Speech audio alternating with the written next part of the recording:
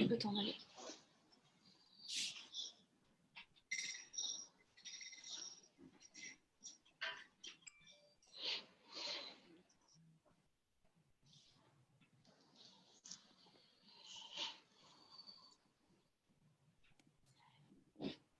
Bonjour à tous, bonjour tout le monde.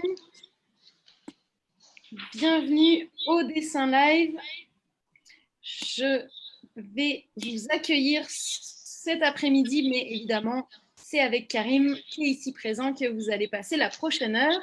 On va juste attendre que tout le monde arrive ou que suffisamment de gens arrivent pour débuter.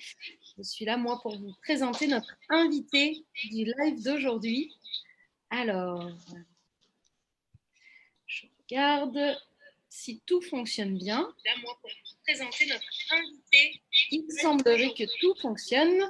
Donc, j'ai le grand plaisir cet après-midi, au nom de toute l'équipe d'Otaku, de souhaiter la bienvenue à Karim, qui est ici présent sur Zoom avec moi. Allô, Karim. Salut, hello. Donc, Karim est un mangaka en herbe depuis son adolescence. C'est effectivement à 16-17 ans qu'il a eu la révélation et la piqûre pour le dessin manga lors d'une Japan Expo notamment. Il est aujourd'hui non pas à son premier projet, mais à son xème projet. Il s'est pratiqué pendant plus des 10 dernières années et il est en ce moment même en train de travailler un projet pour présenter au non moindre que le Shonen Jump. Donc, c'est vraiment dans ce contexte-là qu'aujourd'hui, il se joint à nous pour, en fait, ancrer, poser l'encre sur une de ces, en fait, des vraies scènes qu'il va proposer pour ce concours du Shonen Jump. Donc, on a la chance de le voir dessiner en live. On vous invite tous et toutes à le suivre pendant la prochaine heure et surtout à interagir et ne pas hésiter à poser vos questions. Karim va commenter ce qu'il est en train de faire pour nous expliquer sa démarche, sa passion, des éléments techniques également. Alors, je vais lui laisser la scène sans plus tarder.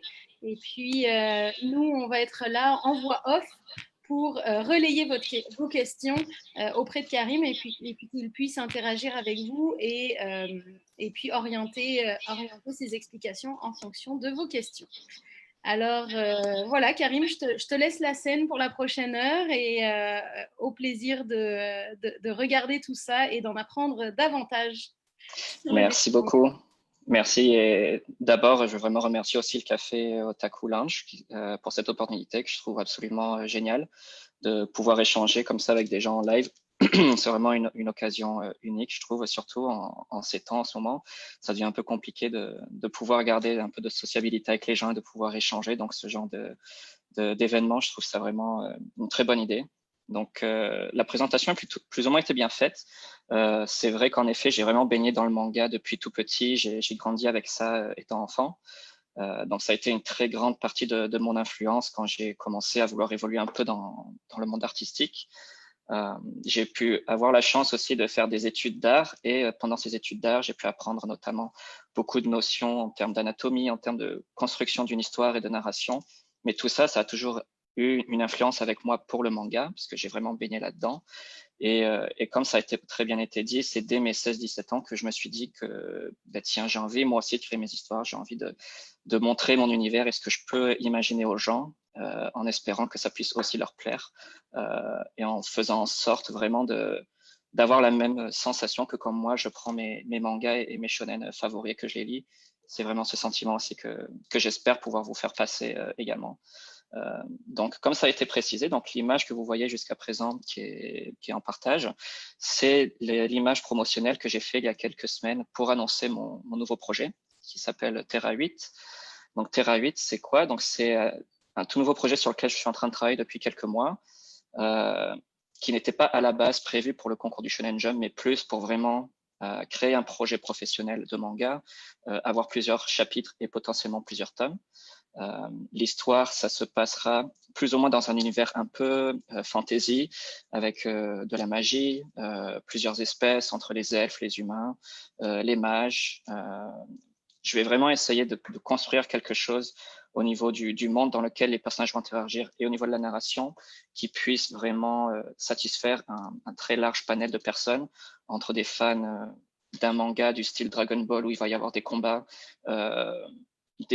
une connexion entre les personnages aussi qui est vraiment forte, et d'autres mangas plus récents comme My Hero Academia où ça va être vraiment aussi une volonté de mixer vraiment tous les genres, c'est-à-dire quelqu'un qui n'a pas forcément lu énormément de mangas mais qui est vraiment accro aux comics va quand même trouver quelque chose qui va lui plaire là-dedans, ou quelqu'un qui n'a pas forcément mis son nez dans le manga beaucoup mais qui adore l'univers d'Heroic Fantasy va peut-être aussi trouver quelque chose qui va lui plaire là-dedans. Donc c'est là-dessus que je m'attache et que j'espère en tout cas que ça pourra vous plaire.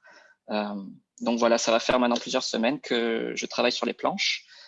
Et comme l'annonce du concours du Shonen Jump a été faite, c'est évidemment quelque chose qui est super intéressant parce que d'abord, le panel du jury est absolument incroyable. Il y a les auteurs comme de Dragon Ball Z, Akira Toriyama, les auteurs de My Hero Academia ou de Blue Exorcist qui seront présents. Donc la simple idée d'avoir vraiment ces grands noms qui poseront leurs yeux sur le travail que je ferai d'ici les prochains mois, c'est vraiment très, très motivant. Et en plus de ça, si je peux partager ça avec vous, c'est vraiment encore plus motivant et ça va me pousser à faire encore mieux. Donc voilà, cette illustration, ça présente les personnages principaux de l'histoire qui va être faite. Donc le personnage que vous voyez ici, assis sur le rocher, s'appelle Nolan, donc c'est le personnage principal. On va suivre ses aventures et tous les personnages qui sont à côté de lui vont plus ou moins être tous les personnages qui vont le rejoindre dans son aventure et qui vont essayer de l'aider à accomplir son but. Donc ça, voilà, c'est plus ou moins pour la présentation du projet. Comme ça a été annoncé, donc je vais vous faire une session où pendant cette session-là, je vais continuer à travailler sur ma planche. Je vais vous expliquer un petit peu ce que je suis en train de faire, par quoi je suis passé. Donc là, quelle étape actuelle est en train d'être réalisée et combien d'étapes il restera ensuite pour finaliser une planche de manga. Donc, ce qu'il faut savoir aussi, c'est que absolument tout ce qui va être montré durant cette séance ne sera pas forcément mis en ligne jusqu'à la participation du manga, du concours. Donc, ce sera vraiment exclusif pour vous et pour la communauté Otaku Lunch, et pour vous remercier aussi de cette opportunité-là qui m'a été donnée. Donc là, actuellement, vous pouvez voir que c'est la planche sur laquelle je suis en train de travailler. Donc, il n'y a pas forcément de contexte encore. Je ne pense pas que vous ayez trop besoin de comprendre ce qui se passe ou qu'est-ce qui est en train de se passer au niveau de l'action. Mais c'est en tout cas une planche qui est en train d'être faite. Donc, pour vous expliquer un petit peu l'historique de par où je suis passé pour avoir cette planche-là, à ce niveau-là d'avancement, je vais vous montrer tout d'abord par quoi je suis passé. Et ça s'appelle, on peut appeler ça un storyboard. C'est normalement un terme qui est plus utilisé dans le monde du cinéma ou de l'animation. Mais comme c'est mon domaine de travail, actuellement, donc le dessin, c'est vraiment quelque chose que je fais par passion. Mais dans la vie de tous les jours et professionnellement, donc je travaille dans le cinéma et pour les effets spéciaux. Dans mon travail, justement, on a cette phase de storyboarding qui représente plus ou moins une première version dessinée en 2D de ce dont le réalisateur aurait pensé pour son film. Donc, les storyboarders vont mettre ça en place et ce storyboard va être ensuite donné aux autres personnes qui, eux, vont s'occuper de peaufiner, de faire tout ce qui reste pour faire l'animation. Donc, nous, c'est un peu différent au niveau du manga. Ce storyboard-là, c'est vraiment plus une première version de comment moi, j'imagine l'action entre les personnages et leur interaction en fonction du script que j'ai écrit pour l'histoire. Et ça va me permettre aussi de vraiment jeter une première version de l'idée que je peux avoir au niveau de la narration. Je dis pas que ça va toujours rester comme ça. Il y a des chances qu'une fois que le storyboard soit fait et que je commence à faire la version propre, je vais peut-être changer 2-3 choses parce qu'au fil du temps, je vais peut-être me dire que tiens, peut-être que je préfère le faire comme ça. Je pense que l'angle que j'avais mis au début va peut-être pas exactement correspondre à ce que j'ai envie de montrer. Mais ça me donne en tout cas une première idée de ce qui va se passer. Donc là, en l'occurrence, la page que vous voyez, c'est une des pages du premier chapitre. Donc au niveau du processus de création de Terra 8, il y a d'abord donc la narration et le script de l'histoire qui est écrit. Le but, c'est vraiment d'avoir quelque chose le plus succinct et court possible à pouvoir raconter en termes de résumé. Parce qu'une histoire qui n'est pas facile à résumer, c'est forcément une histoire qui va être un petit peu compliquée à développer plus tard. Donc, comme je vous le disais, cette histoire de Nolan, ça va être vraiment une histoire qui va être ancrée dans un monde de fantasy, avec de la magie, des pouvoirs, et il va y avoir une intrigue et des choses par lesquelles ils vont passer, qu'ils vont devoir élucider et comprendre pourquoi ils sont faits de cette manière-là. Donc, une fois qu'on a cette idée-là de dans quel monde on veut évoluer, il y a d'autres étapes qui vont venir, dont une qui est assez cruciale aussi, c'est la partie de character design. Donc, c'est-à-dire qu'on a nos personnages, on sait qu'est-ce qui va se passer, on sait qu'est-ce qu'ils vont faire, mais on a besoin aussi de voir physiquement à quoi ils vont ressembler et comment ils vont être. Donc, c'est à partir de cette phase-là aussi qu'on va commencer à établir les premiers visuels et la première patte graphique de comment ce manga va être fait. Donc voilà, c'était plus ou moins un petit résumé pour vous dire toutes les étapes par lesquelles je suis passé avant vraiment d'arriver aux pages, parce qu'évidemment, avant de créer des pages, il y a beaucoup de travail à faire qui peut-être n'est pas le plus passionnant, parce que je pense que beaucoup de dessinateurs et d'autres personnes qui veulent se lancer dans un manga ont tout de suite envie de se lancer dans des pages, écrire une histoire et faire leur case et raconter quelque chose. Mais c'est vraiment très, très important de consolider toutes ces étapes précédentes avant. Comme ça, dès que ensuite vous allez vous lancer dans l'écriture actuelle de votre histoire avec des pages, avec une narration et avec les personnages que vous avez créés, ça va vous aider aussi à voir ça de manière beaucoup plus solide, sans à chaque fois revenir en arrière et se dire, ah ben tiens, peut-être que j'aurais dû plus passer de temps au niveau de l'écriture de l'histoire, parce que là, ça fait pas sens ce que j'essaie de faire. Donc voilà, ce sera bénéfique pour vous plus tard. Donc là, l'exemple, en tout cas, de cette séance d'aujourd'hui, je vais le prendre avec cette page-là pour laquelle j'ai fait le storyboard il y a quelques semaines déjà. J'ai déjà commencé à mettre au propre pas mal de cases. Donc, comme vous pouvez le voir, cette case ici, au départ, je suis parti de cette version-là. Et si je cache le brouillon, ensuite, ça va être la version finale de ma case sur laquelle j'ai vraiment essayé de me rattacher le plus possible à rester fidèle à ce dont j'avais imaginé pendant le storyboard. Mais cette case-là aussi, évidemment, elle contient énormément de calques différents. Donc tout ça, évidemment, c'est fait sur un logiciel, c'est digital. Donc ma méthodologie peut sembler différente que ce qu'un mangaka traditionnel ferait sur du papier, mais ça reste plus ou moins la même chose. C'est-à-dire que, comme je vais vous le montrer, il y a vraiment des traits primordiaux d'abord à mettre en place, des séparations aussi entre personnages et décors, comme vous pouvez le voir ici aussi. Mais voilà, donc ça, on va dire que c'est la première étape que je fais quand je finis de faire mon storyboard et que j'attaque une version propre de ma case. Je vais toujours m'attaquer d'abord à une version propre des traits et, si possible, du personnage séparément du décor, s'il y a un décor. Et ensuite, s'en vient plusieurs calques de détails. Donc là, ce calque-là, c'est un calque pour rajouter les niveaux de noir, comme vous pouvez le voir. Et ensuite, petit à petit, je vais venir rajouter du détail tant que je le peux. Voilà, donc ça, c'est un calque très important. C'est le calque qui va rajouter les ombrages. Ça rajoute du volume et ça rajoute aussi une ambiance dans votre case. Donc là, vu que c'est un seul personnage, évidemment, ça ne reflète pas encore tout à fait, mais ça va venir. Et donc voilà, petit à petit, je rajoute des calques de détail.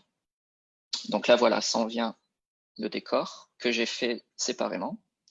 Et sur ce décor, je vais aussi continuer à mettre des calques de détail, des trames, évidemment, parce que c'est une partie assez importante du manga aussi. On pourra revenir un peu plus en détail là-dessus, si vous le souhaitez. Et voilà, et donc je rajoute tous mes détails, les lignes de dynamisme, aussi très propre au manga. C'est quelque chose qui est très codé, mais qui est super important à faire aussi, parce que ça rajoute directement, comme son nom l'indique, une dynamique par rapport à ce qui se passe dans votre case. Et enfin, qu'il ne faut pas oublier, les onomatopées. Donc ça aussi, c'est quelque chose qui va rajouter une autre dimension à votre travail. C'est-à-dire que lorsqu'un mangaka fait son manga et qu'il fait une action dans sa case, cette action, il l'imagine. Et quand il l'imagine, il y a aussi des sons derrière. Si un pot va tomber par terre, on va en effet l'illustrer. Mais il faut illustrer le son qui va avec aussi, parce que ça va vous permettre à vous, en tant que lecteur, je pense, de rentrer encore plus dans l'action et dans l'histoire pour vraiment vous sentir ancré dedans. Donc voilà, ça c'est le genre. Oui. On a une question de Sarah. Oui, Sarah. Sarah nous dit, on voit que les dialogues sont en français dans tes planches. Est-ce que pour le concours du Shonen Jump, il va falloir que tu écrives les dialogues en japonais? Alors, c'est une très bonne question. Alors, en effet, dans certaines des cases, comme vous avez pu le voir sur le storyboard, le texte était en français parce que originalement, avant même le concours, quand j'avais imaginé faire ce manga, je pensais faire une version française, mais toutes les pages qui ont déjà été mises au propre ont déjà été mises en anglais au propre par contre, parce que le concours stipule qu'en effet, ils n'acceptent pas de soumission en français, parce qu'ils ne peuvent pas traduire le français. Par contre, on peut soumettre le projet en anglais, et leur équipe de Medibank s'occupera ensuite de prendre les projets soumis au concours et de les traduire par eux-mêmes en japonais, ce qui fait que le jury ensuite qui lira tous les mangas ne liront que des mangas en japonais, évidemment, parce que certains d'entre eux, je ne pense pas, ont la capacité de vraiment lire plusieurs mangas en anglais comme ça. Donc, je pense que pour eux, ça les aide énormément de pouvoir lire directement en japonais. Donc, ce ne sera pas quelque chose fait par moi. Ce sera quelque chose qui sera géré directement par le site. Mais j'espère en tout cas avoir accès à cette version-là parce que je serais très content de voir mes planches traduites en japonais. Ça c'est sûr. Mais merci pour ta question, Sarah. Donc voilà, donc ça, on va dire que c'est l'aspect final de ma case. Tous les calques sont présents. Je suis passé par toutes les étapes. Donc ensuite, il ne me reste plus bien qu'à passer par le reste de ce qui me restait à faire. Donc cette case-là a déjà été faite aussi. Je peux vous la montrer sans passer par les différents calques, mais c'est exactement la même chose. Si on regarde à l'intérieur, mon dossier est composé d'énormément de calques, tous séparés de la même manière. Et donc la case sur laquelle j'étais en train de travailler aussi ce matin a été faite de la même manière. Donc là, c'est qu'un seul personnage, donc pas besoin de passer par un décor. Ça aussi, je reviendrai en détail là-dessus. Et voilà, et donc ça, c'est la case sur laquelle je suis en train de travailler pour le moment. Au niveau des décors, c'est quelque chose aussi, je pense, qui est important à savoir, surtout si vous voulez vous lancer dans un projet. Faire des décors, c'est toujours assez effrayant. C'est jamais une partie de plaisir, même pour moi, honnêtement. Mais c'est toujours très important à mettre en place parce que ça va mettre en situation vos personnages. Par contre, c'est quelque chose que vous pourrez aussi remarquer dans la plupart des mangas que vous lisez, c'est que le décor n'est pas toujours présent absolument dans toutes les cases parce que le mangaka va estimer qu'à partir du moment où le décor est mis en place sur une case au moins principale et sur une ou deux autres, notre cerveau va automatiquement comprendre où est-ce que l'action est en train de se passer. Et donc, même si d'autres cases, par exemple, comme celle que vous avez ici, n'ont pas de décor, mais par exemple vont avoir une trame sur le visage ou alors des bulles narratives à côté des visages, on va toujours être dans l'action, on va savoir où est-ce que ça se passe et généralement le lecteur ne va pas être perdu pour ça. Donc c'est quelque chose d'assez complexe à faire visuellement, un décor, mais il faut aussi se dire qu'on va passer pas mal de temps pour une ou deux cases à le faire, mais ensuite, une fois que la narration sera mise en place et que vous aurez envie, par exemple, de faire un échange, un combat, ou même des personnages qui parlent entre eux, il y a toujours moyen soit de ne pas les montrer du tout, comme j'ai dit, peut-être aussi en mettant des lignes de dynamique, ou alors vraiment ne serait-ce que de les suggérer. Donc, comme vous pouvez le voir aussi sur cette case ici, le décor commence à être ne serait-ce que suggéré. Il ne va pas être aussi poussé que comme il aurait pu l'être, par exemple, sur cette case en haut. Mais cette case-là, pour moi, me permet de dire, voilà, c'est mon décor.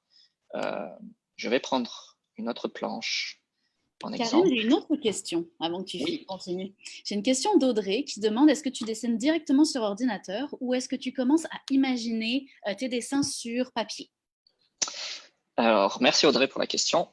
Donc, je dirais que là, actuellement, pour ce projet, tout est imaginé sur la tablette. C'est-à-dire que comme c'est le médium sur lequel je fais absolument tout, l'histoire, elle, va être écrite séparément sur mon PC. Je vais me faire mon script. Je vais essayer de raconter et de construire l'histoire de chacun de mes personnages. Et une fois que ça s'est établi, je vais aller sur la tablette et je vais commencer à faire des recherches de character design. Je vais essayer de mettre un visuel sur les personnages que j'ai imaginés. Mais ça, c'est parce que le médium me le permet. C'est-à-dire que si je faisais un manga, mais que les planches ou que le reste n'était pas fait sur tablette, j'aurais fait comme tous mes projets précédents, vu que la tablette, ça fait que quelques années que je l'ai, mais j'aurais fait ça sur papier aussi. Donc, c'est-à-dire que à l'époque, une fois que j'avais mon histoire qui était imaginée, je faisais mes recherches de personnages sur papier, je faisais aussi mes storyboards sur papier, et une fois que ce storyboard-là a été fait, je reprenais une autre feuille et je remettais ce storyboard-là au propre, exactement de la même manière comme je vous l'ai montré sur la tablette, sauf que évidemment, par exemple, je ne peux pas zoomer comme la tablette me le permet. La manière d'effacer ou de déplacer des éléments que j'ai envie de repositionner dans ma case, c'est assez limitant aussi sur papier.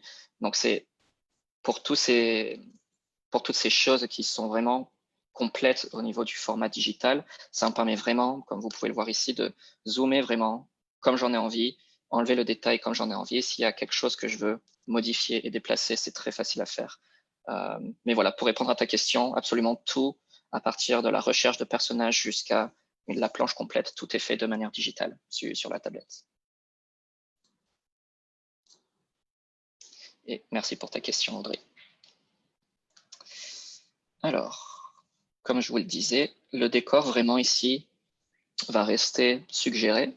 On va quand même essayer de mettre un petit peu de détails pour comprendre aussi qu'est-ce qui est représenté. Donc là, on sait que c'est des arbres. Et comme je vous le disais aussi, je vais vous montrer la planche qui a été faite et qui est finie précédente. Donc voilà, ça c'est la planche juste avant celle sur laquelle je suis en train de travailler. Et sur cette planche-là, comme vous pouvez le voir, il y a une case qu'on va appeler d'establishing, c'est-à-dire que on va mettre l'action dans un contexte. Donc là, on voit qu'ils sont dans un jardin, derrière une maison, avec une petite cabane, des petits bouts de bois, des murets et les arbres au fond. Ça, c'est pour poser le contexte. J'ai pu, ne serait-ce que suggérer aussi le fond ici de mon décor pour pouvoir me concentrer sur les personnages et plus ou moins de la même manière ici sur cette case centrale. C'est pour ça qu'ensuite, pour les deux cases restantes, les lignes de dynamisme font le reste pour le décor parce que déjà, il y a une action qui se passe et le fait que j'ai pu établir mon décor au début ne me force pas à chaque fois à devoir le montrer pour absolument toutes les cases. Donc, je pense que c'est important aussi à savoir pour vous, si vous voulez vous lancer dans un projet, de se dire, ah ben tiens, ça va vraiment être compliqué si à chaque fois que je fais un décor, il faut que je dessine dans toutes les cases et qu'on le voit derrière tous les personnages, ça peut décourager. Mais moi, en tout cas, pour vous encourager, je vous dirais, faites vraiment un super beau décor, en tout cas le mieux que vous le pouvez, dans une case comme celle-ci, où on va le mettre en place. Et ensuite, une fois que vous continuerez votre narration, concentrez-vous sur vos personnages et sur l'échange qu'il y a entre eux avec les personnages et potentiellement, vous pouvez suggérer des bouts d'environnement derrière, mais pas aussi poussé que celui que vous avez mis en place. Donc voilà, ça c'est un conseil que je peux donner aussi. Donc voilà, ça c'est plus ou moins toutes les étapes par lesquelles on passe. Donc là, la case sur laquelle je suis en train de travailler actuellement, je viens de passer sur le calque des ombrages, comme vous pouvez le voir ici, et je continue à rajouter quelques détails. Donc ici, ce personnage-là en particulier a des tatouages sur son bras. Donc j'utilise ce calque-là pour les faire. Et comme vous pouvez le voir aussi, comme je disais, le format digital apporte beaucoup d'avantages. Si je dépasse comme je le fais là, ah ben mince, ça, si j'étais sur papier, ça veut dire qu'il faut que je gomme. Si je suis avec une plume, ça veut dire que ma planche est peut-être foutue, alors il faut vraiment que je trouve un moyen d'effacer ça. Sur une tablette, c'est quand même relativement facile. Je prends la gomme, j'efface et c'est tout propre. Donc ça, c'est quelque chose aussi qui est vraiment très, très utile. Comme ça a été spécifié, Terra 8, c'est vrai, c'est pas mon premier projet. Je suis passé par pas mal de projets, je pense 7 ou 8 avant de faire celui-là. Donc, je dirais bien 6 ont été faits à la main. Et je suis passé par toutes ces contraintes-là, c'est-à-dire que dès que j'avais un trait qui partait comme ça, ah ben mince, il faut que je fasse en sorte de bien le gommer pour pas que ce soit trop visible. Si c'est pendant l'ancrage, généralement, il fallait que je recommence ma planche parce que j'avais pas vraiment le matériel pour nettoyer ça comme je pouvais. Je pense aussi qu'aujourd'hui, en tout cas, avec les scanners et tout, si vous faites ce genre de projet manuellement au papier, vous pouvez toujours ensuite scanner votre travail, je pense, et faire des petites retouches si besoin, en enlevant les traits comme ça qui auraient été faits un peu en dehors, ou si vous faites des ombrages mais que les traits partent en dehors de votre cadrage, c'est aussi quelque chose dont il faut faire attention. Donc la tablette, encore une fois, permet vraiment de faire ça assez facilement. Et aussi… Excuse-moi. Oui. Vas-y, Oui. vas-y, termine ta phrase, il n'y a pas de problème. Non, c'était vraiment juste pour dire qu'en effet, quand on fait tous ces calques et tous ces détails-là, le but aussi, c'est vraiment d'à la fin, évidemment, vérifier au pourtour de votre case que rien ne dépasse, parce que moi, j'ai l'habitude de travailler de manière à avoir d'abord la silhouette de tout mon personnage. Donc là, préalablement, tout le bras de ce personnage-là était présent et était fait. Et une fois que ce bras-là est fait, je sais qu'ensuite, il va falloir qu'il soit enlevé du cadrage, donc je m'occupe de le gommer de manière propre. Donc ça, je pense que c'est à la volonté de chacun. C'est comme ça que moi, en tout cas, je travaille pour vraiment être sûr des volumes que je mets en place. Mais ça, je pense que c'est à la liberté de tout le monde. Oui. Justement, c'est ça, c'est intéressant que tu parles du côté tablette, puisqu'on avait une question de Elodie qui rejoignait un petit peu ce que tu viens de dire, qui demandait en fait, est-ce que tu as mis beaucoup de temps pour passer du dessin papier au dessin tablette? Tu viens un peu de répondre à cette question-là. Et elle demandait aussi, est-ce que à quel point la sensation de dessin est différente entre les deux supports? Alors, c'est une très bonne question aussi, Elodie. Il y a une différence, c'est sûr, parce que quand on dessine sur papier, la pointe de votre crayon va en effet tracer le trait exactement là où vous le souhaitez sur votre feuille. Et c'est quelque chose qui est relativement différent sur une tablette, parce que lorsque le stylet va toucher l'écran, évidemment, il faut vraiment une calibration la plus nette possible pour que le pointeur de votre stylet soit exactement au même endroit sur l'écran. Mais il va toujours y avoir un facteur et un pourcentage d'écart. Donc ça, c'est quelque chose qui est un petit peu difficile, pour être honnête, à prendre en main, parce qu'il faut du coup adapter son cerveau à se dire que lorsque je vais tracer ce trait-là, je sais que là, par exemple, dans cet endroit-là de l'écran, la fiabilité, c'est assez proche. C'est-à-dire que dès que je mets mon pointeur, ça répond plutôt bien. Par contre, je sais que dès que je vais aller à certains endroits de l'écran où je m'éloigne de plus en plus, cet écart va grandir, mais c'est aussi une question d'habitude. C'est-à-dire que c'est quelque chose que je fais maintenant depuis 2-3 ans. Donc, je me suis habitué à ça, mais c'est quelque chose par lequel il faut passer, je pense, si vous êtes d'abord habitué à dessiner sur papier et que vous avez la volonté de passer sur une tablette comme ça. Il faut pas être découragé aussi, je pense, parce que ça peut vite décourager quand on se lance dans ce genre de projet et qu'on change de médium. On peut se dire, tiens, j'arrive plus à dessiner, mes traits ne correspondent plus à ce que je veux faire. C'est le cas, c'est vrai que ça correspond plus exactement, mais c'est juste une question d'habitude. C'est comme pour tout, quand on apprend à faire du vélo, au début on a 3 roues, au début on a 4 roues, pardon, et ensuite on en a plus que 2. Là, c'est exactement pareil. Quand vous vous lancez sur une tablette pour dessiner, au début il va y avoir des contraintes, il va y avoir des choses qui vont peut-être pas vous plaire tout de suite, mais je pense qu'au fur et à mesure que vous allez vous habituer à ça, les logiciels aussi, comme celui que j'utilise actuellement, font de leur mieux en tout cas pour vous donner des médiums et des brosses de peinture les plus réalistes possibles par rapport à ce que vous auriez pu faire sur papier.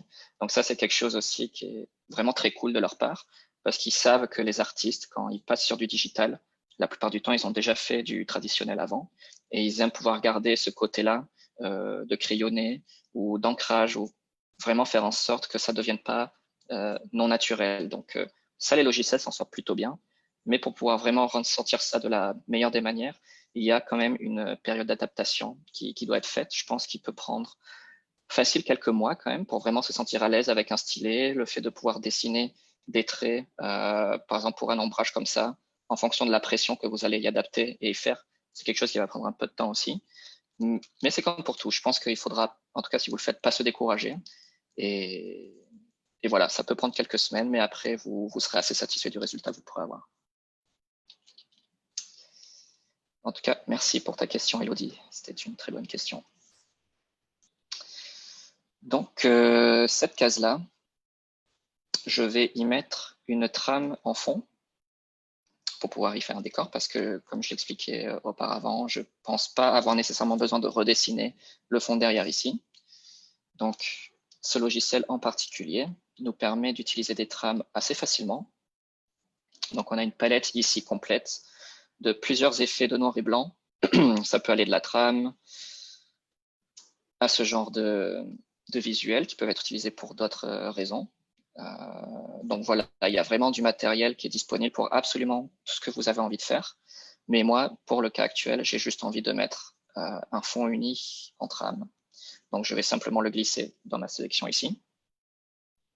Et donc une fois que c'est fait, vu que je n'avais qu'un rectangle de sélectionner, la trame ne va s'appliquer que sur cette partie-là. La seule chose qui va me rester à faire ensuite, c'est de peindre tout autour la partie du cadre sur laquelle j'ai envie d'appliquer cette trame-là. Donc, je vais changer de brosse. Comme vous pouvez le voir ici, ce panel-là, c'est le panel de toutes les brosses que vous pouvez utiliser. Il y en a plein, elles sont personnalisables. Et c'est ce que j'expliquais à Elodie, c'est que vraiment les logiciels ont fait de leur mieux pour retranscrire le plus possible ce que vous auriez pu faire aussi sur papier. Et ce qui est pratique aussi, c'est que évidemment, vous pouvez changer la taille de cette brosse de la manière dont vous voulez, de très grosse pour pouvoir vraiment passer par les grosses zones ici à un petit peu plus fines pour vraiment ensuite aller dans le détail et peaufiner comme vous le souhaitez. Ce genre de choses, ça peut être fait aussi sur papier, évidemment, mais le tramage traditionnel, c'est quand même beaucoup plus compliqué. Ça passe par du découpage, du collage de temps en temps. Ça, c'était vraiment pour l'époque. Je pense que maintenant, la plupart du tramage est fait de manière digitale aussi, c'est-à-dire que les artistes vont faire leur planche d'abord à la main, traditionnellement. Ensuite, ils vont la scanner et ensuite, ils vont appliquer des trames sur les zones sur lesquelles ils veulent en mettre. Donc, je pense que ça, c'est à chaque école qui préfère faire quoi. Je pense qu'il y en a certains qui vont vouloir être un peu plus puristes et vraiment rester sur la façon qui était faite depuis l'époque, c'est-à-dire au collage. Mais donc voilà, moi, c'est quelque chose qui me va très bien de passer comme ça par le logiciel. Donc voilà, une fois que j'attaque une autre zone un peu plus dense, je peux augmenter ma brosse, continuer à aller par-dessus. Karim, j'ai 2 questions pour toi. Oui. Alors, déjà, j'ai Noah qui nous dit merci beaucoup pour ton live, qui te remercie en avance. Donc, C'est très gentil. Juste te le communiquer. La deuxième question, la première question, c'est une question personnelle, c'est vraiment moi. Puis ensuite, c'est une question d'un participant. Première question concerne les trames. Est-ce que les trames, c'est toi qui les dessines et qui les upload ensuite sur ton logiciel, ou est-ce que c'est des trames que tu peux récupérer quelque part? Comment ça se passe? Alors, c'est une très bonne question. Donc là, ces trames-là que je vous ai montrées, que j'utilise, tout ça, ça a été fourni avec le logiciel que j'ai acheté. Parce que ces logiciels-là sont vraiment faits pour des personnes comme moi qui veulent vraiment se lancer dans un projet et absolument avoir, on va dire, tout entre leurs mains. C'est-à-dire qu'à partir du moment où ce logiciel est entre vos mains, vous avez tout ce panel d'outils présent et toutes ces trames sont incluses aussi. Parce qu'ils savent que la plupart des artistes qui vont utiliser ce logiciel vont faire du manga ou des BD, donc c'est inclus. Après, si par exemple vous n'achetez pas forcément ce logiciel, mais que vous voulez des trames, les trames c'est quelque chose qui peut se trouver sur Internet. Si vous cherchez un petit peu, il me semble que la plupart peuvent être trouvées gratuites, surtout les trames principales et assez basiques comme celles que j'utilise actuellement. Pour des trames un petit peu plus sophistiquées et compliquées, je pense qu'il va falloir peut-être payer aussi, mais vous pourrez trouver des packs de trames sur Internet assez facilement, où vous pourrez aussi voir visuellement à quoi elles ressemblent. Et si vous trouvez quelque chose qui vous plaît là-dedans, déjà, je pense que ça aidera aussi les personnes qui ont travaillé sur ces trames. Si vous les payez, ce sera vraiment très cool. Et vous, ça vous aidera aussi vraiment à trouver ce qui vous correspond. Mais c'est pour ça que le côté très utile de ce logiciel, c'est que lui, il va tout vous donner, il va tout mettre entre vos mains pour vraiment faire en sorte que justement, vous n'ayez pas à aller à chercher à droite à gauche pour trouver ce dont vous avez besoin. Donc, voilà. Merci beaucoup pour ta réponse. Et l'autre question, c'est une question d'une participante, Vanessa, qui nous dit, d'après ton expérience, pour une première tentative de manga, quelle longueur tu suggérerais de ne pas dépasser pour une première histoire, pour pas se décourager en fait? Alors, salut Vanessa. Donc, c'est une bonne question aussi. Donc, moi, ce que je conseillerais pour quelqu'un, en tout cas, qui n'a jamais fait de projet manga ou BD de manière générale et qui voudrait se lancer dans ce genre de choses, il y a ce qu'on appelle des one-shots. Donc, un one-shot, c'est on va essayer de raconter une histoire relativement brève, qui ne sera pas forcément très longue, mais qui va aller d'un point A à un point B, où on aura plus ou moins raconté tout ce dont on a besoin, et sur un format relativement succinct. Donc, je pense qu'un one-shot, au max, ça peut peut-être aller sur du 60 voire 80 pages, ça peut être beaucoup, mais pour un projet initial, moi je conseillerais peut-être en tout cas de faire un premier chapitre, c'est-à-dire que tu peux toujours penser à ton one-shot et écrire l'histoire de ce one-shot et l'avoir en tête. Et une fois que c'est fait, que tu vas commencer à établir tes personnages, ton univers et évidemment aussi diviser ça en chapitres, moi je te conseillerais d'abord de faire un premier chapitre pour mettre en place cette histoire, mettre en place tes personnages, et aussi, évidemment, t'adapter, si tu utilises une tablette ou le papier, à comment tu vas faire tes cases, comment tu vas aussi mettre ça au propre.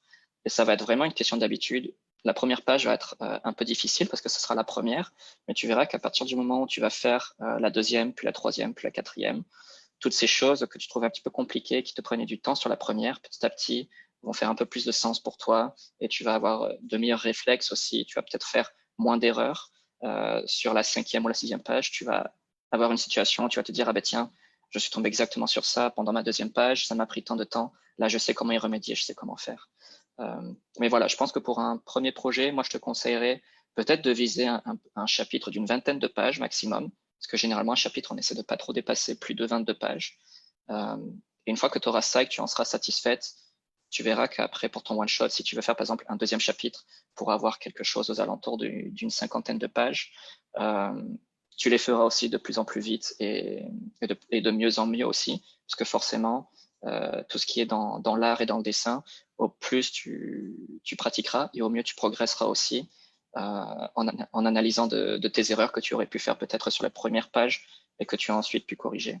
Donc voilà, moi je te conseillerais un format comme ça. Donc là, comme vous pouvez le voir, cette trame, c'est pas super bien peint autour du personnage. Donc c'est pour ça que ce qui est aussi important quand on peint ne serait-ce que de la couleur ou de la trame, c'est pas forcément de rajouter, mais c'est d'enlever aussi. C'est-à-dire que là, je vais passer par-dessus cette mèche, mais forcément, j'ai pas envie que ça reste comme ça. Je vais passer par-dessus ici. Un côté pratique aussi, c'est dessiner avec la gomme. C'est-à-dire que il faut pas penser ne seulement qu'à rajouter. Quand on enlève aussi, c'est une manière aussi de peindre à proprement parler. Donc là, cette gomme, elle va me permettre de faire le pourtour autour de mon personnage le plus propre que je peux. Et ensuite, évidemment, si c'est pas assez propre, on peut repasser avec la brosse et arranger pour que ce soit un petit peu mieux. Mais c'est quelque chose que je fais énormément. J'aime beaucoup un petit peu baver, on va dire, et un petit peu aller par-delà là où je suis censé peindre, et ensuite avec la gomme, enlever ce qui n'est pas censé être là, parce que ça aide beaucoup. Donc là, en l'occurrence, c'est ce que je suis en train de faire, cette trame que je mets derrière, si je faisais en sorte de l'avoir, par exemple, directement collée sur mon personnage, ça marcherait, mais on va dire que c'est un code de manga de faire en sorte de toujours garder les choses les plus lisibles possibles, les plus faciles à lire possibles. Donc, que ce soit pour les trames là en particulier ou pour un décor, quand vous pouvez le voir par exemple derrière, ici, pour cette première case, j'ai vraiment fait en sorte de garder le personnage principal le plus détaché possible de son environnement pour ne pas qu'il soit trop mêlé à lui et pour qu'on puisse lire ce qui est en train de se passer. Je vous réduis ça pour que ce soit plus lisible. Mais voilà, c'est quelque chose de vraiment très important à faire. Sans se liserer autour du personnage, l'action aurait été un peu plus complexe à lire. Ce serait un peu trop dur au niveau des yeux de comprendre ce qui se passe. Et le but d'un mangaka, c'est vraiment de faire en sorte que quand le lecteur va prendre le manga et le lire, il faut que déjà il ait du plaisir à le lire, évidemment, que visuellement ce soit plaisant, mais aussi il faut aller vite, c'est-à-dire qu'il faut lire, il faut comprendre qu'est-ce qui se passe, mais il faut vraiment faire de son mieux pour pas perdre le lecteur en cours de route et que le lecteur se dise ah ben, tiens là c'est un peu brouillon, je comprends pas ce qui se passe, tout est un peu mélangé. Donc ça c'est vraiment un code que vous pourrez retrouver notamment dans la plupart des grands mangas comme encore une fois My Hero Academia ou même One Piece. Tous ces mangaka utilisent ce codage aussi. Donc c'est très très important et ça rentre en compte aussi pour les trames quand on les met. Comme vous pouvez le voir, le liseré est fait autour du personnage mais autour de la bulle aussi pour faire en sorte que la bulle aussi soit un petit peu détachée et qu'on puisse y avoir accès visuellement plus facilement. Donc. Alors justement, Karim, par rapport à la lisibilité du dessin, on a une question de Jeanne qui nous dit est-ce que vous trouvez ça plus difficile de redessiner le même visage dans plusieurs cases et comment est-ce que vous faites pour que ce soit le plus semblable possible à chaque fois? Alors Jeanne, c'est une excellente question et je pense que c'est ce qui est probablement le plus compliqué, pas forcément que pour les débutants, mais même pour les mangaka qui travaillent depuis plusieurs années sur leur projet. C'est en effet garder une consistance au niveau des personnages, de leur visage, de leurs proportions. C'est pas facile, c'est vrai. Donc, moi, de mon côté, c'est pour ça que la phase de character design, donc de recherche de personnages, c'est dans cette phase-là vraiment qu'il va falloir passer du temps à faire d'abord votre personnage sur plusieurs poses et ensuite à faire plusieurs expressions faciales dans plusieurs angles de vue différents, des angles de vue les plus, on va dire, complexes possibles. Comme ça, si tu es déjà habitué à dessiner ton personnage sous ces angles de vue-là, en contre-plongée ou de 3/4 face, de 3/4 dos, tu auras déjà pu avoir fait attention à ça, ce qui fait que dès que tu auras une situation dans ton manga où tu voudras placer ton personnage sous un certain point de vue, dans ta tête, tu auras déjà imaginé ton personnage, comment il doit être. Donc, quand tu feras ton storyboard et ta version brouillon, tu pourras le mettre en place. Après, c'est sûr qu'il y a toujours cette complexité de se dire, bah, tiens, dans cette même case, il faut vraiment que je fasse attention que le visage de mon personnage, entre cette première case et la prochaine, ne change pas trop. Et ça, encore une fois, je pense que c'est qu'une question d'expérience et d'habitude. Et surtout par rapport à ton projet et tes personnages en particulier. C'est-à-dire que là, moi, c'est mon premier chapitre, c'est la page numéro 12 actuellement que je suis en train de faire. Et ça me prend encore du temps, honnêtement, pour vraiment être satisfait, me dire que voilà, cette case-là, j'en suis content, le personnage, il est reconnaissable par rapport à comment il a été dessiné avant. Mais ça va me prendre du temps. Je sais que ça va me prendre au moins plus d'un chapitre, voire peut-être 2 chapitres, pour vraiment me sentir à l'aise avec mes personnages, vraiment les dessiner plus facilement et de manière un peu plus instinctive, sans forcément toujours vérifier.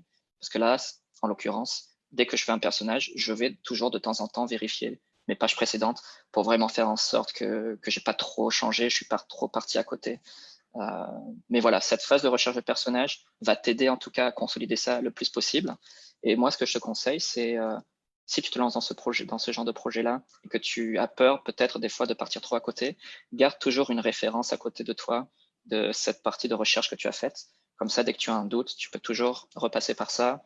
Si tu veux être sûr aussi que tu n'as pas trop divergé par rapport à tes pages précédentes, garde un œil aussi sur tes anciennes pages pour vraiment faire en sorte que tu aies respecté ça. Mais oui, c'est assez compliqué. En tout cas, merci pour ta question, Jeanne. Donc voilà, je vais arranger un petit peu ce pourtour.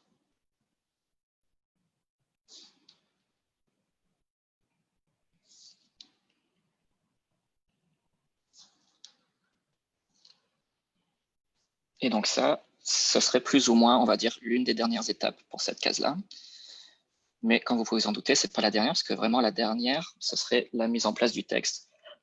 Donc ça, c'est aussi une étape assez importante, surtout au niveau de la visibilité, que je vais vous montrer juste maintenant. Donc là, j'efface les bouts de trame qui dépassent de ma case. Je fais en sorte que ce soit propre. Je repasse un coup de gomme ici.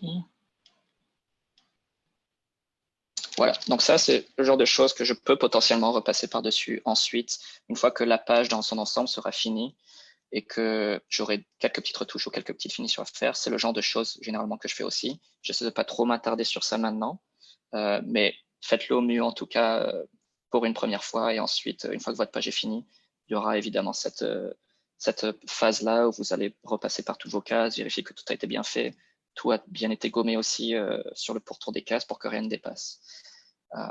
Donc pour ce qui est du texte, généralement c'est quelque chose que je fais à la fin, mais que je mets quand même en place dans le storyboard.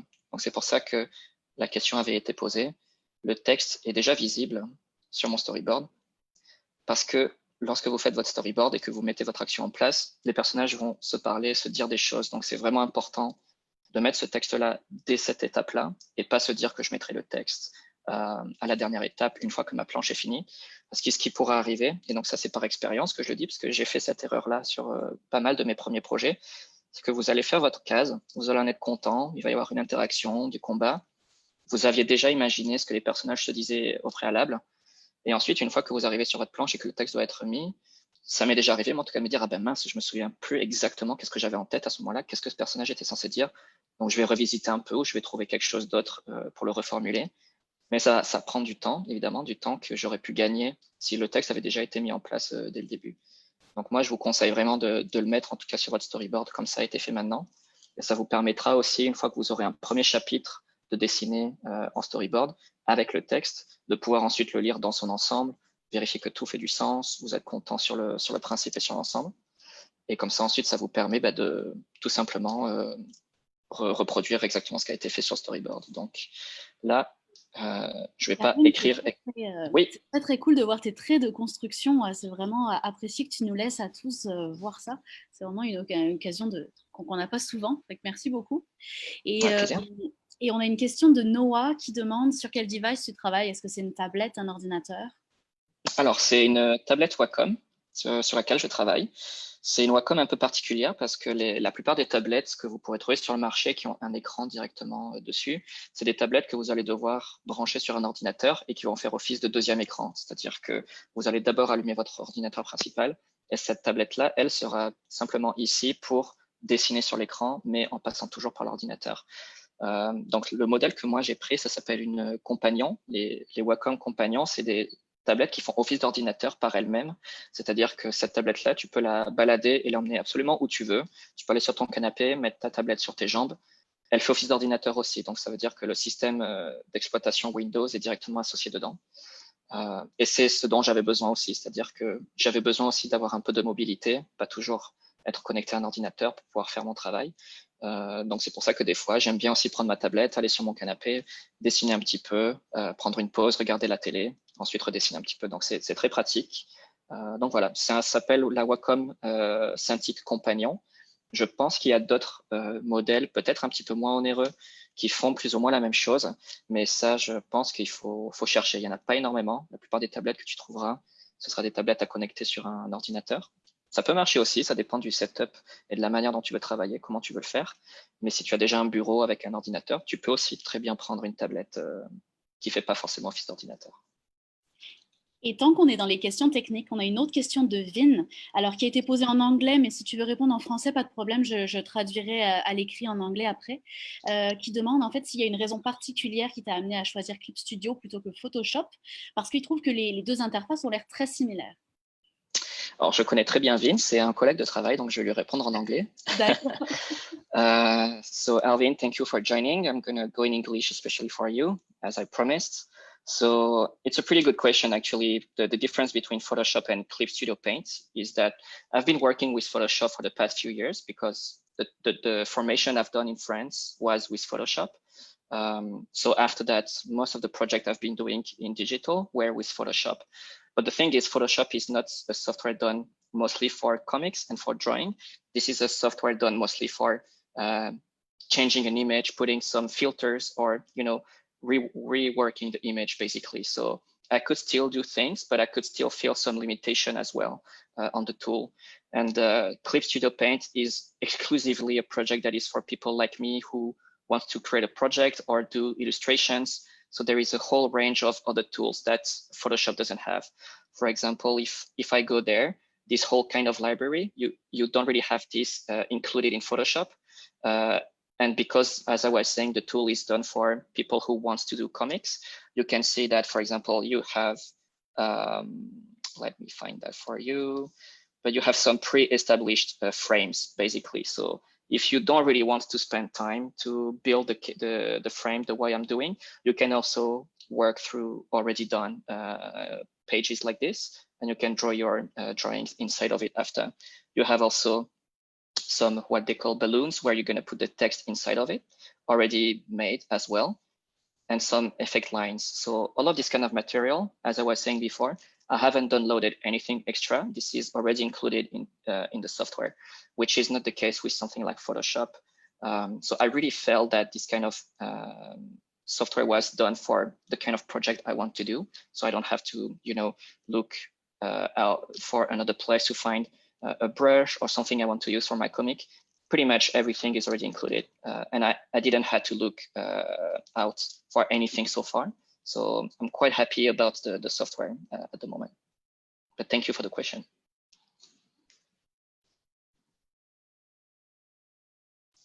Alors, donc je vais vous montrer pour le texte. C'est relativement simple aussi. Donc je vais cacher le brouillon pour le moment. Donc on a tout simplement un outil ici pour écrire du texte. Donc on va cliquer. Ça va mettre le curseur. Par défaut, donc vous allez avoir une librairie de polices d'écriture propre à ce que vous avez dans votre ordinateur. Les polices d'écriture, ça par contre, ça peut se trouver assez facilement sur Internet. S'il y en a une qui vous plaît ou une en rapport à un manga ou quelque chose que vous voulez réutiliser, ça peut se trouver. Mais il y a vraiment des polices, on va dire, caractérisées pour lesquelles moi je conseille de les utiliser parce que elles sont aussi prises pour les mangas, par exemple, officiels, pour ceux qui sont traduits pour vous aussi et qui sont ensuite publiés dans des maisons d'édition. Il y a certaines polices d'écriture qui sont vraiment faciles à reconnaître parce que vous allez les retrouver dans la plupart des mangas que vous lisez. Donc, elles sont trouvables gratuitement aussi sur Internet. Donc, si vous ne les avez pas, ça peut se trouver. Il y a un lien qui peut vous être donné. Mais donc, moi, je me suis occupé de les trouver sur Internet et de les prendre. Donc, la principale s'appelle Anime Ace 2.0. Donc là, si je tape du texte pour vous montrer. Donc voilà. Donc ce texte-là, cette police d'écriture-là, ça va être une police d'écriture que vous allez normalement trouver dans la plupart des mangas que vous allez lire. Donc c'est quelque chose aussi d'assez important parce que c'est ce que le lecteur va aussi avoir sous ses yeux. Essayez de ne pas mettre une police d'écriture par défaut que vous auriez déjà eu sur votre ordinateur ou quelque chose que vous auriez utilisé sur Microsoft Word, parce que je pense que ça va directement détacher le lecteur de votre univers. Il faut vraiment qu'il se sente familier avec ce qu'il est en train de lire. Et pour ce genre de cas, c'est toujours aussi important de faire en sorte que là, pour moi, c'était vraiment essentiel d'avoir cette police d'écriture-là pour les gens, pour pouvoir lire avec ça. Donc, je vais écrire ce qui avait été mis sur mon storyboard. Donc, je ne me souviens pas exactement ce que j'avais mis, donc je suis sympa de te laisser l'honneur de lancer l'échange. Donc là, pour le concours, vu que je dois traduire en anglais, je vais m'occuper de mettre ça en anglais. Donc ça, ce sera par la suite traduit en japonais, ensuite par le site internet qui organise le concours. Alors, mon anglais n'est pas excellent, donc je m'excuse si la plupart des choses que je peux écrire peut-être vont en choquer certains. J'essaie de faire au mieux, en tout cas des fois pour me relire et de faire en sorte que ce que je traduis en anglais soit vraiment le plus fidèle possible à ce qui aurait été dit en français. Donc voilà. Honnêtement, vu ta réponse en anglais tantôt, quand même, un niveau pas pire déjà.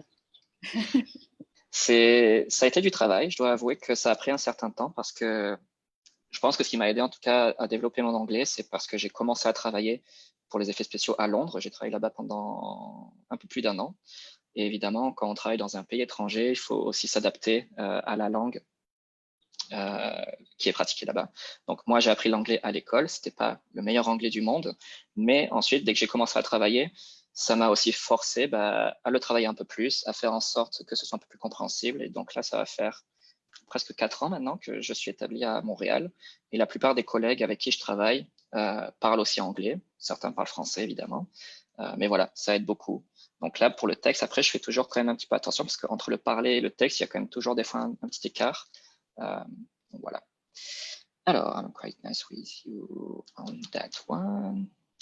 Je ne vais pas faire toute la bulle, hein, c'est vraiment juste pour vous montrer. Donc là, je ne vais pas trop corriger tout. Je vais vous montrer un exemple, par exemple. Voilà, donc là, ce texte, il est bien, il est écrit, il est à peu près à la bonne taille, avec la bonne police, mais il n'est pas encore, on va dire, parfait. Il n'est pas montrable, dans le sens où l'agencement des lignes n'est pas très homogène. Donc, il faut aussi faire en sorte, encore une fois, de faire les choses les plus facilement possibles à lire pour le lecteur et faire en sorte que lorsqu'il va passer sur une page, il n'y a pas quelque chose qui va lui sauter aux yeux et qui va se dire « Ah tiens, là, ça m'a perdu parce que c'était pas vraiment bien écrit ou c'était trop compact. » D'où le fait que aussi la taille de vos bulles est importante pour pas avoir des cas où vous allez avoir des pavés de 50 lignes qui vont être tassés le plus possible pour que ça rentre dans votre bulle. Donc, c'est pour ça que la phase de storyboard est super importante, parce que quand vous allez faire votre texte pendant cette phase-là, vous allez aussi établir la taille de votre bulle, quelle place ça va prendre dans votre case, à partir de là aussi. Donc, dans cet exemple-là, il faut juste faire en sorte que ce soit un petit peu mieux présenté et que ce soit un petit peu plus plaisant. Voilà, quelque chose comme ça. Oups. Une fois que c'est fait, après, on peut toujours rajouter d'autres lignes, ce que je ferai plus tard lorsque je compléterai cette bulle. Mais voilà, c'est très important aussi de garder un petit peu d'air sur les bords pour pas que le texte soit absolument collé sur les bords, sur les bordures de votre bulle. C'est assez important. Et ça rentre encore une fois sur la logique dont je parlais de garder le liseré autour du personnage. C'est tous ces petits détails qui font qu'après, une fois que vous avez une page, par exemple, comme celle-ci, où tout est déjà fait, et bien voilà, c'est assez facile de naviguer dans la page. Je sais où est-ce que je dois commencer. Le texte est plus ou moins rapide à lire pas trop compliqué. Et voilà. Et donc ça permet vraiment de garder le lecteur, on va dire, en haleine et vraiment connecté à votre histoire. Mais tous ces petits détails-là mis bout à bout, c'est ce qui fait qu'ensuite vous avez quelque chose de solide qui peut paraître professionnel, parce que c'est ce par quoi les professionnels passent. Ils font vraiment très attention à tout ce genre de choses. Ce que je faisais pas forcément attention pendant mes premiers projets. Mais voilà, tout ça, ça a été de l'apprentissage, ça a été des erreurs que j'ai pu faire, j'ai appris de ça. J'ai reçu énormément de retours, beaucoup de positifs, d'autres négatifs, mais qui ont apporté aussi leur bonus. Il faut se dire aussi que dans le domaine artistique, et surtout quand on se lance dans un projet comme ça, il faut vraiment être ouvert aussi à la critique, c'est très important. Évidemment, pas la critique gratuite ou facile, parce que ça, malheureusement, il y en aura beaucoup, mais il y a aussi de la critique constructive, il y a de la critique qui va vous permettre aussi d'évoluer, de vous dire, ah ben tiens, ça, j'y avais pas pensé, ça va me permettre de mieux faire les choses plus tard. Et moi, c'est ce qui m'a aidé en tout cas, c'est que j'ai eu des gens autour de moi, que ce soit ma famille, mes amis, ou des gens que j'ai pu rencontrer, qui m'ont apporté un énorme panel de critiques, que ce soit des très positives, d'autres un peu plus négatives, mais qui m'ont énormément aidé à corriger ce que je faisais peut-être pas forcément très bien avant. Et c'est pour ça qu'encore aujourd'hui, sur ce projet-là, il va peut-être y avoir aussi, même pas peut-être, il y a sûrement y avoir des cas où je vais peut-être faire des erreurs encore, des choses que j'aurais peut-être dû faire différemment. Mais voilà, ça va être aussi une occasion pour moi d'avoir des retours. Et c'est pour ça aussi que je voulais avoir cette opportunité-là avec le Café Otaku Lunch, de faire des sessions comme celle-ci pour vous montrer par quoi je passe, pour vous montrer aussi toutes les étapes qu'il peut y avoir sur la création d'une page et d'un manga de manière générale. Et le fait que voilà, c'est pas quelque chose d'acquis, c'est quelque chose qui est avec de l'expérience, apprendre à recevoir des retours et toujours prendre ce qui peut être un bénéfice pour vous. C'est-à-dire que même si un retour peut sembler un peu rude pour vous, il faut toujours se dire que ce qui va être tiré de ce retour-là, c'est quelque chose qui va vous être avantageux ensuite lorsque vous ferez d'autres pages. Donc moi, voilà, je peux dire que j'ai reçu énormément de retours au fil des années, parce que j'ai pu faire plusieurs projets et que j'ai eu aussi la chance de pouvoir rencontrer des gens qui auraient pu me donner ce retour. Mais n'hésitez pas à montrer ça à vos amis, à votre famille, à d'autres gens autour de vous, et vraiment tirer le meilleur de ce que vous pouvez avoir sur ce que ces personnes-là pourront dire. Eh bien, tu m'ôtes les mots de la bouche, Karim. Merci beaucoup pour cette petite phrase, parce que j'allais justement te demander ce que les participants, ce que notre auditoire pouvait faire un petit peu pour t'encourager dans ce projet-là. Est-ce que tu as déjà envoyé ton projet au Shonen Jump, puis comment ils peuvent t'aider? Alors, c'est très gentil de proposer. Alors, le concours du Shonen Jump, ce qui est intéressant de ce qu'ils ont proposé, c'est qu'on peut proposer 2 projets. Donc moi, ce que j'ai fait, c'est que j'avais déjà un premier projet de one-shot qui avait été fait il y a 2 ou 3 ans, que je n'avais malheureusement pas pu continuer à cause du travail, parce que j'avais aussi des obligations à côté, mais que je m'étais dit un jour que je pourrais faire les chapitres suivants. Mais entre-temps, j'ai eu cette idée de Terra 8 qui est venue, et j'avais vraiment envie de la consolider, de faire ça de manière concrète. Donc j'avais mis ce one-shot-là de côté. Mais vu que le concours propose de présenter 2 projets, j'ai présenté au préalable ce premier projet qui s'appelle Bodiognat, que j'ai fait il y a quelques années, qui m'a permis aussi un petit peu de voir les retours des gens, la réaction de ce que les gens peuvent penser lorsqu'ils vont lire les projets soumis au concours. Ça m'a permis aussi d'avoir pas mal de bons retours, d'autres retours aussi personnels, d'autres personnes qui m'ont donné des conseils. Donc voilà, c'était très utile pour moi. Et ça me permet de voir un peu comment ça va se passer une fois que je présenterai Terra 8, par contre, lui, en tant que de second projet, qui reste pour moi le projet principal. Mais voilà, Terra 8, ça reste le projet sur lequel je vais vraiment m'axer, même au-delà du concours. Le concours stipule qu'on peut poster à peu près qu'une 50aine de pages, mais Terra 8, lui, va vraiment continuer sur la longueur. Je compte faire plusieurs chapitres, voire plusieurs tomes, si possible, si le temps me le permet. Donc voilà. Merci beaucoup, Karim.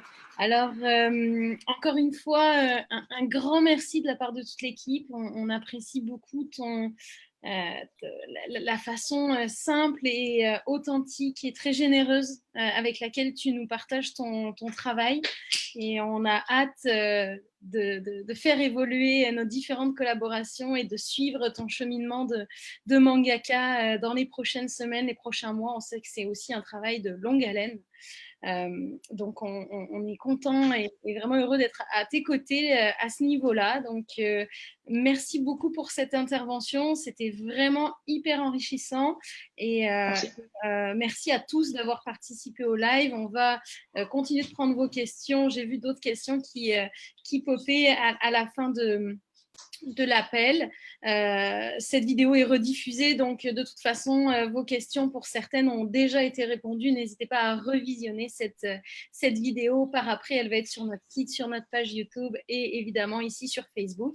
Peut-être un petit élément qui peut sûrement intéresser plusieurs participants. On a cet été des cours de dessin manga qui commencent. Et c'est aussi dans ce contexte que, avec Karim, on échange beaucoup sur comment devenir mangaka, comment s'initier, comment persévérer dans cette passion. Ça passe aussi par l'apprentissage, le mentorat, le coaching par d'autres artistes et d'autres professeurs de dessin qui peuvent aider à guider cette passion et l'amener à un niveau plus technique. Donc cet été, on a des camps de jour de dessin manga. On a 2 semaines complète, intensive, pour vraiment se plonger dans cette passion. C'est ouvert à tous les débutants et ça va être accessible pour les personnes qui ont plus que 12 ans jusqu'à 17 ans. Et puis même pour les adultes, on a aussi des programmes. Il y a aussi des cours à distance. Pour ceux qui nous suivent de plus loin, on a mis en place un programme de cours de dessin manga en ligne, en direct avec notre professeur de dessin et en petits groupes.